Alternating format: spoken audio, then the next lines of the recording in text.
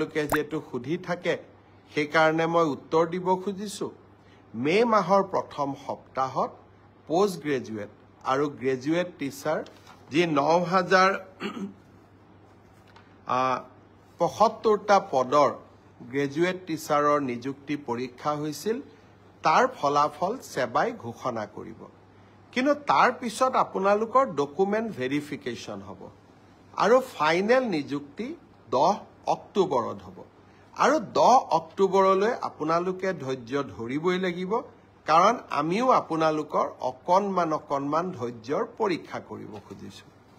ঠিক সেই ধৰণে যিসকল শিক্ষকে মোক সুধি আছে ৫,৫৫০ৰ লিষ্ট কেতিয়া দিব আপোনালোককো মই জনাব খুজিছো যে এপ্ৰিল মাহৰ ভিতৰত আমি আপোনালোকৰ ডকুমেন্ট ভেৰিফিকেশনৰ কাম শেষ কৰিম মে মাহৰ পৰা আপোনালোকৰ প্ৰভিজনেল লিষ্ট তুলাব কিন্তু নিযুক্তি 10 অক্টোবৰত হ'ব আৰু তেতিয়ালৈকে আমি সকলোৱে ধৈৰ্য ধৰিম কোনোবাই ক'ব পাৰে যে নতুন নিযুক্তিৰ লৰা ছোৱালীয়ে যদি ইমান দেৰি কৈ দিও তাতো পোষ্ট ল'ব নেকি নহয় নতুন নিযুক্তিৰ তালিকা 10 অক্টোবৰৰ পিছত ওলাব গতিকে 10 অক্টোবৰত যি সকলে নিযুক্তি পাব তেওঁলোকে স্বাভাৱিকভাৱে নতুন নিযুক্তিত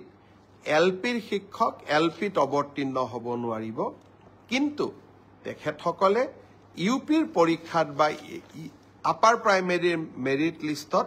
তেওঁলোকৰ নাম ডেফিনেটলি অন্তৰ্ভুক্ত হ'ব পাৰে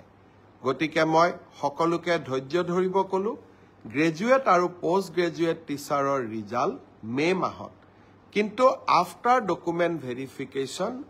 নিযুক্তি 10 অক্টোবৰ তেনেকৈ এলপি এমিৰ ৫,৫৫০ৰো ডকুমেন্ট ভেৰিফিকেশনৰ কাম এপ্ৰিল মাহত আমি সমাপ্ত কৰিম মাৰ্চ মাহৰ পৰা প্ৰভিজনেল লিষ্ট ওলাব কিন্তু নিযুক্তি 10 অক্টোবৰত হ'ব এতিয়া মই আহিছো এটা নতুন চৰকাৰী আঁচনিৰ বিষয়ে